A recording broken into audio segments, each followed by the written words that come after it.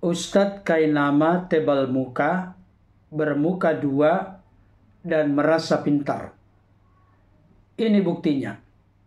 Kita tidak bisa berhujah kepada Torah menurut orang Yahudi. Jadi kepada saudaraku Kristen dan Katolik yang sering bilang sama saya, sama Bung Ade, itu Kainama, Ustadz Ariesto, Ustadz Dondi, Ustadz siapapun itu korek Bible untuk membenarkan Rasulullah. Enggak boleh. Kita dilarang dan kita tahu diri itu. Di dalam Islam, saudaraku Kristen dan Katolik dengan segala rasa hormat dan kasih sayang, aku bilangin, kami nggak pernah korek-korek itu karena kami dilarang. Saudara, apa yang barusan dijelaskan dan ditegaskan oleh Ustadz Kainama, benarkah demikian? Mari kita lihat yang berikut ini. Kenapa saya tidak pakai ayat-ayat Al-Quran untuk membenarkan Islam? Karena kalau kita pakai ayat Al-Quran untuk membenarkan Islam kita, mereka nggak percaya. Pakai tulisan yang ada di buku kitab suci mereka untuk membenarkan kita. Itu lebih asik, saudara. Ayo sadar, kita ambil dong senjata untuk jadi milik kita dan memenangkan mereka. Berikutnya, Ustadz Kainama memberikan penilaian terkait dengan Alkitab Kristen, khususnya Perjanjian Baru. Ini dia penjelasan ngawur dari beliau. Orang Kristen kitabnya cuma apa? Surat-surat Paulus. Lalu Matius, Markus, Lukas, Yohanes itu apa? Itu according to. Itu barusan ngobrol sama dokter. Menurut ya. Menurut. Berarti kan bukan kitab suci. According to. Maka itu saya nggak mau pakai. Saya pakai kalau saya ingin fight.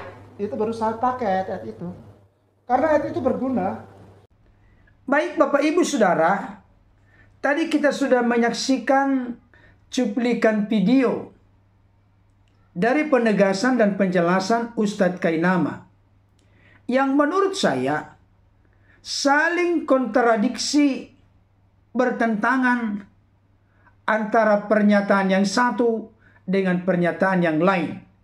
Dan itu ada keterkaitan dengan Kristen atau Katolik dan juga dengan Alkitab. Di satu sisi beliau dengan semangat berapi-api berkata bahwa dia bersama dengan orang-orang yang sepaham dengannya tidak bisa berhujah atau mengajukan alasan-alasan kepada Torah menurut orang Yahudi. Menurut Ustadz Kainama, apa yang dituduhkan dan diarahkan kepada beliau, termasuk juga dengan Ustadz Aristo, Dondi Tan, dan Ustadz yang lain, beliau membantah dengan antusias apa yang dilontarkan oleh orang-orang Kristen kepada beliau dan kawan-kawannya. Korek-korek Bible untuk membenarkan Rasulullah. Beliau berkata tidak boleh karena mereka dilarang. Mereka juga tahu diri.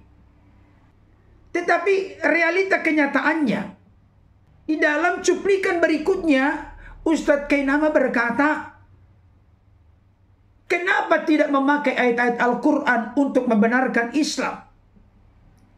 Beliau menjelaskan kalau kita melakukan pendekatan demikian, maka mereka tidak akan percaya. Orang-orang Kristen dan Katolik tidak akan percaya kalau memakai kitab suci Al-Quran untuk membenarkan Islam. Akhirnya beliau mengambil sebuah konklusi kesimpulan. Kita harus pakai tulisan yang ada di dalam buku kitab suci mereka untuk membenarkan kita. Itu baru lebih asik. Beliau memakai kitab suci Kristen, Alkitab, sebagai senjata menjadi miliknya untuk memenangkan orang-orang Kristen dan Katolik. Saudara yang dikasihi oleh Tuhan, model seperti Kainama ini sangat tidak bisa dipegang ucapan atau perkataannya. Ada satu filosofi hidup yang menegaskan, kalau kuda itu yang dipegang tali les, tapi kalau manusia yang dipegang adalah omongan atau perkataannya. Di sebuah momen kesempatan beliau berkata A, tapi di momen kesempatan berbeda dia berkata B. Tidak konsisten, penuh kepura-puraan, tebal muka, tidak punya rasa malu, bermuka dua, tidak jujur. Dan semua ini terjadi oleh karena merasa diri lebih pintar.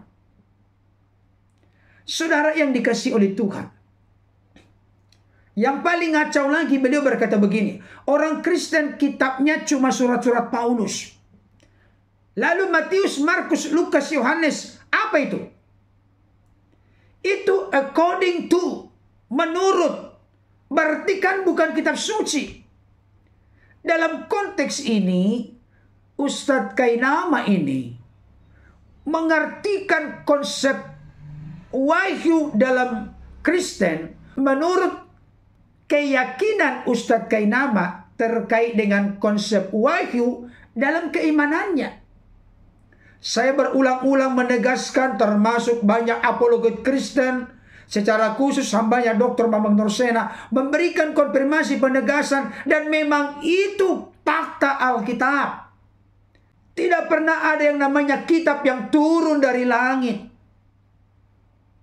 Kalau ada pernyataan yang menegaskan Taurat diberikan kepada Musa, Zabur diberikan kepada Daud, Injil diberikan kepada Isa, kalau itu keyakinanmu silakan. Tapi bagi kami orang-orang Kristen bukan seperti itu.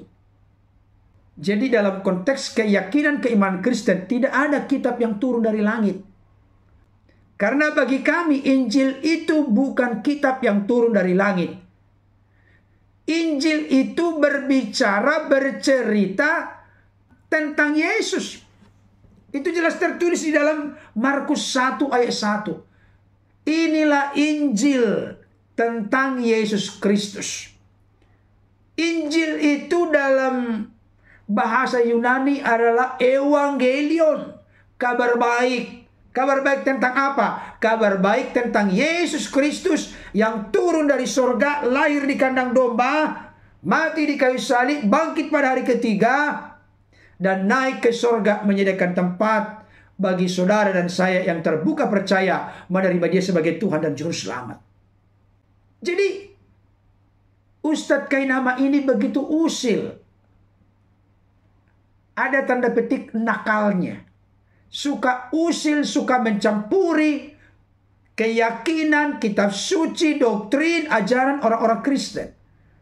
Kalau engkau sudah meninggalkan Kristen atau Katolik, silakanlah engkau sibuk untuk menceramahkan isi kitab sucimu, Al-Quran. Itu saja kamu ceramahkan, kamu ajarkan, sebarluaskan. Mau di media sosial, mau ketemu di tempat-tempat ibadah saudara kita Islam Muslim, silakan.